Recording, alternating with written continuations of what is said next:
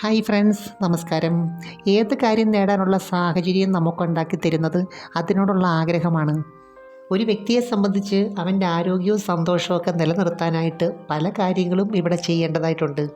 അതുകൊണ്ട് നിലനിൽപ്പുമായിട്ട് ബന്ധപ്പെട്ട ചില കാര്യങ്ങൾ സ്വയം തന്നെ ചെയ്യണം. എന്നാൽ ചില കാര്യങ്ങൾ അങ്ങനല്ല കേട്ടോ. അത് മറ്റുള്ളവരുമായിട്ട് ഷെയർ ചെയ്യുമ്പോഴാണ് നമുക്ക് കൂടുതൽ സന്തോഷം കിട്ടുന്നത്. എന്നാൽ എല്ലാവർക്കും അതിനുള്ള സാഹചര്യം ഉണ്ടാകണമെന്നുമില്ല. അപ്പം ഞാൻ ഇന്ന് പറയുന്നത് വികാരം കൂടിയ ചില ദിവസങ്ങളിലെ സ്ത്രീ പങ്കാളിയുടെ പെരുമാറ്റത്തെക്കുറിച്ചാണ്. അതിനു മുമ്പ് ഈ ചാനൽ ആദ്യമായിട്ട് കാണുവാണെങ്കിൽ ഒന്ന് ലൈക്ക് ചെയ്യണം, സബ്സ്ക്രൈബ് ചെയ്യണം, ഷെയർ ചെയ്യണം കേട്ടോ.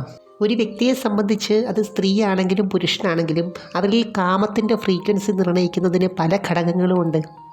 അവരുടെ ഫിസിക്കൽ ബോഡിയുടെയും മെൻ്റൽ ബോഡിയുടെയും കണ്ടീഷൻ, ആഹാര രീതി, മൊത്തത്തിലുള്ള ലൈഫ് സ്റ്റൈൽ, അതുപോലെ തന്നെ ഹോർമോൺ പ്രൊഡക്ഷൻ, പാരമ്പര്യം, പാസ്റ്റ് എക്സ്പീരിയൻസ്, ഫാൻറ്റസി, ഇതെല്ലാം ഒരു കാരണമാണ്. ഒരു സ്ത്രീയെ സംബന്ധിച്ച് ഏത് സാഹചര്യത്തിലും അവരുടെ വികാരങ്ങളെ നിയന്ത്രിക്കാനുള്ള ഒരു കഴിവ് പ്രകൃതിയാൽ തന്നെയുണ്ട്. എന്നാൽ അവരുടെ വികാരം എപ്പോഴും ഒരു ലോ ഫ്രീക്വൻസിയിലാണ് എന്ന് വിചാരിക്കുന്നതിനകത്ത് അർത്ഥമില്ല.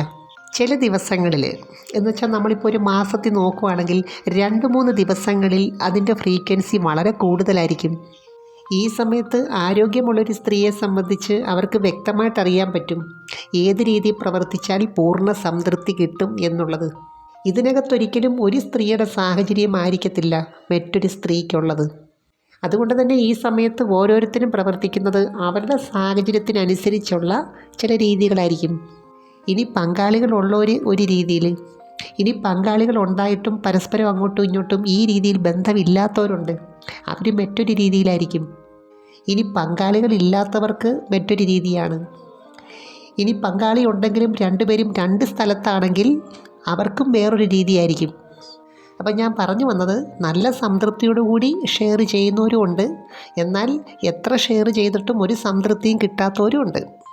ഈ ഒരു സാഹചര്യത്തിൽ സ്വയം ചെയ്യുന്നവരും ഉണ്ട്, അല്ലാത്തവരും ഉണ്ട്. ചിലരെ സംബന്ധിച്ച് പറയുന്നത് കേൾക്കാം, അവർക്ക് സ്വയം എത്ര ചെയ്താലും എങ്ങനെ ചെയ്താലും ഒരു പൂർണ്ണ സംതൃപ്തിയില്ല, ഒരു ഷെയറിങ്ങിന് കിട്ടുന്ന ആ ഒരു സംതൃപ്തിയില്ല. എന്നാൽ ചിലർക്ക് അങ്ങനെയല്ല, അവർക്ക് പങ്കാളി ഉണ്ടെങ്കിലും ഇനി ആരെല്ലാം ഉണ്ടെന്ന് പറഞ്ഞാലും അവസാനം സ്വയം എന്തെങ്കിലും ഒന്ന് ചെയ്തെങ്കിലേ അവർക്ക് പൂർണ്ണമായിട്ടുള്ള ആ ഒരു സംതൃപ്തി കിട്ടത്തുള്ളൂ.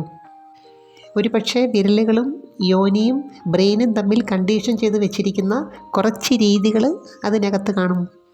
അപ്പോൾ ഇതിനകത്ത് നമുക്ക് നോക്കിയാൽ മനസ്സിലാവും ഓരോരുത്തരുടെയും സാഹചര്യങ്ങളും രീതികളും ഒക്കെ എത്ര വൈവിധ്യമാണ്. ചില സ്ത്രീകളെ സംബന്ധിച്ച് അവരിതിനകത്ത് ശാരീരികമായിട്ടുള്ളൊരു സംതൃപ്തി മാത്രമല്ല നോക്കുന്നത്, അവർക്ക് മാനസികമായിട്ടുള്ള ഒരു സാറ്റിസ്ഫാക്ഷനും കൂടെ വേണം. അപ്പോൾ ഈ ഒരു കാര്യത്തിൽ അവരെ ഒരു പുരുഷൻ തീവ്രമായിട്ട് ഇഷ്ടപ്പെടുന്നു, ആഗ്രഹിക്കുന്നു. ഇനി പങ്കാളിയാണെങ്കിൽ പോലും അവരെ കൂടുതലായിട്ട് ആശ്രയിക്കുന്നു ഈ ഒരു കാര്യത്തിനകത്ത്. അതവർക്ക് ഒരു പ്രത്യേക ആത്മവിശ്വാസം ഉണ്ടാക്കി കൊടുക്കുന്നുണ്ട്. തന്നെയല്ല, ഈ രീതിയിൽ ഒരു പുരുഷനെ എനിക്ക് പൂർണ്ണമായിട്ട് സംതൃപ്തിപ്പെടുത്താൻ പറ്റി എന്നുള്ളൊരു ചിന്തയുണ്ട്. അതുപോലെ തന്നെ ഒരു സ്ത്രീ അവരുടെ ശരീരത്തെ ഏറ്റവും കൂടുതൽ അടുത്തറിയുന്നത് ഈ ഒരു പ്രക്രിയയിൽ കൂടിയാണ്. ലൈംഗികതയിൽ നല്ല ആകർഷണമുള്ള സ്ത്രീയും പുരുഷനും വർഷങ്ങളായിട്ടൊന്നിച്ച് താമസിക്കുന്നവരുണ്ട്. അപ്പോൾ അതിന് പരസ്പരം സ്നേഹം മാത്രം പോരാ, പരസ്പരം ഒരു ആകർഷണവും വേണം, അതുപോലെ തന്നെ ആശ്രയത്വവും വേണം. ഉദാഹരണത്തിന്, നമുക്ക് പുറത്തുനിന്ന് ഭക്ഷണം കഴിക്കാനുള്ള സാഹചര്യമുണ്ട്, നമ്മൾ കഴിക്കുകയും ചെയ്യുന്നുണ്ട്.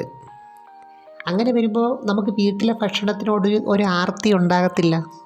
അപ്പം മിക്കവാറും പേര് ഞാൻ ഈ പറഞ്ഞ ദിവസങ്ങളിൽ പൂർണ്ണമായിട്ടുള്ളൊരു സംതൃപ്തി ആഗ്രഹിക്കാറുണ്ട്. അതിന് ഏറ്റവും കൂടുതൽ അവരെ സഹായിക്കുന്നത് യോനിയിലെ ചില ഭാഗങ്ങൾ തന്നെയാണ്. അതുപോലെ ഇതിനകത്ത് ഫസ്റ്റ് സ്റ്റേജ് ഉണ്ടല്ലോ, അത് സ്വയം ചെയ്യുന്നവരുടെ കുറച്ച് വ്യത്യസ്തമായിരിക്കും, അതുപോലെ പങ്കാളിയായിട്ട് ചെയ്യുന്നവരുടെയും കുറച്ച് വ്യത്യസ്തമായിരിക്കും. എന്നുവെച്ചാൽ ശരീരത്തിനെയും മനസ്സിനെയും ഇതിനു വേണ്ടി ഉണർത്തേണ്ടതായിട്ടുണ്ട്. അതിനുവേണ്ടി അതിൻ്റേതായ ഊർജം ബ്രെയിനിലേക്ക് റിസീവ് ചെയ്യണം. ഇതിനുവേണ്ടി സന്തോഷത്തിൻ്റേതായ കുറച്ച് ഹോർമോണുകൾ ശരീരത്തിന് ആവശ്യമാണ്. അപ്പം മനസ്സിൻ്റെ സന്തോഷമായിട്ട് ബന്ധപ്പെട്ട് എനിക്ക് തോന്നുന്നു സ്ത്രീകളെ സംബന്ധിച്ച് ഈ ഫസ്റ്റ് സ്റ്റേജ് വളരെ പ്രധാനമാണ്. അതുപോലെ അവരുടെ പങ്കാളിയുടെ ഫിസിക്കലായിട്ടുള്ള സാമീപ്യം അവർക്ക് എത്രത്തോളം സന്തോഷം ഉണ്ടാക്കി കൊടുക്കുന്നുണ്ട്, റിലാക്സ് ഉണ്ടാക്കി കൊടുക്കുന്നുണ്ട്, അല്ലെങ്കിൽ ഒരു കംഫർട്ട് സോൺ ഉണ്ടാക്കി കൊടുക്കുന്നുണ്ട് എന്നുള്ളത് വളരെ പ്രധാനമാണ്. അവർക്ക് മാനസികമായിട്ട് ഇഷ്ടമുള്ള ആളാണെങ്കിൽ സ്വിച്ച് ഇടുന്ന പോലെയാണ് ഓരോ ഭാഗത്ത് സ്പർശിക്കുമ്പോഴും. എന്നാൽ മനസ്സുകൊണ്ട് എന്തെങ്കിലും ഒരു നീരസം ഉണ്ടെങ്കിലും ഈ ഒരു കാര്യത്തിനകത്ത് പ്രകടമാകും. പുറമേ സന്തോഷമൊക്കെ പ്രകടിപ്പിച്ചിട്ട് ഉള്ളിൽ നിരാശയും ടെൻഷനുമായിട്ട് കഴിയുന്ന കുറേ പേരുണ്ട്. ഈ ലൈംഗികതയുടെ ഏറ്റവും പ്രധാനപ്പെട്ട ബേസ്മെൻ്റ് എന്ന് പറയുന്നത് തന്നെ നമ്മുടെ മനസ്സാണ്. എന്ന് വെച്ചാൽ മനസ്സിൻ്റെ ചില പ്രവർത്തനങ്ങളാണ്.